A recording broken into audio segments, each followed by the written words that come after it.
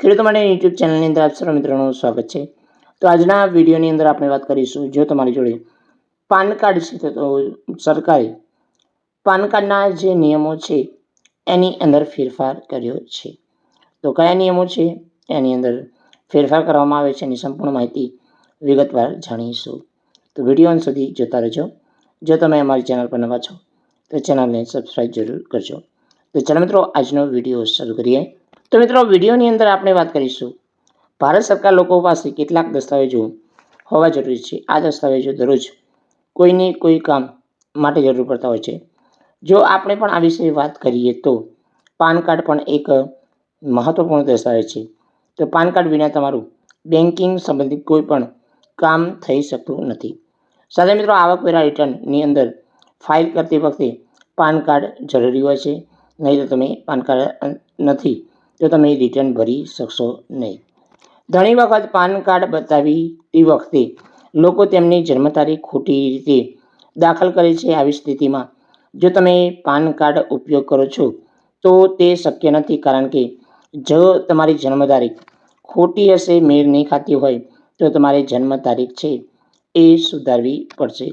તો મિત્રો, કઈ રીતે તમે તમારી જન્મ તારીખ છે પાન કાર્ડની અંદર બદલી શકો છો, સુધારો કરી શકો છો નવા નિયમ મુજબ।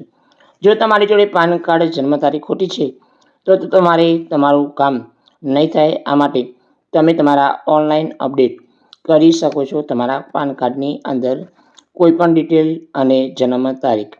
તો એની અંદર વાત કરીએ તો મિત્રો, આના માટે તમારી પાન કાર્ડની ઓફિશિયલ વેબસાઇટ છે એની અંદર જવાનું રહેશે। એટલે કે જે ઓફિશિયલ વેબસાઇટ છે NSDL નામની જે વેબસાઇટ છે એના પર જવાનું છે। પછી તમારે પાન કાર્ડ રિપ્રિન્ટના વિકલ્પ ઉપર ક્લિક કરવાનું છે।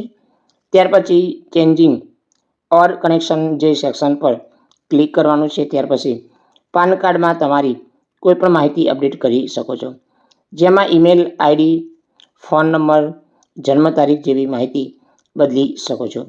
જન્મ તારીખ બદલવા માટે તમારે કેટલીક સહાય દસ્તાવેજો અપલોડ કરવા પડશે।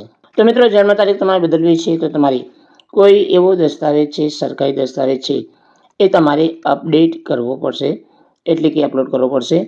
જેના માટે આધાર કાર્ડ છે, ડ્રાઇવિંગ લાયસન્સ છે, અન્ય દસ્તાવેજો કોઈ પણ દસ્તાવેજ તમે અપડેટ કરી શકો છો।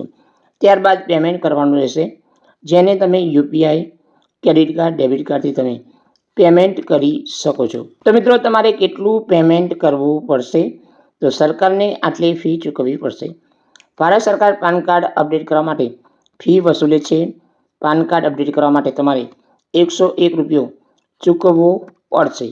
તો મિત્રો, આની ફી ભર્યા પછી તેમાં ટ્રાન્ઝેક્શન નંબર નોંધવો પડશે, જરૂરી છે। આ પછી તમારે એક ફોર્મ મળશે, જેમાં તમારે કેટલીક માહિતી દાખલ કરવાની રહેશે।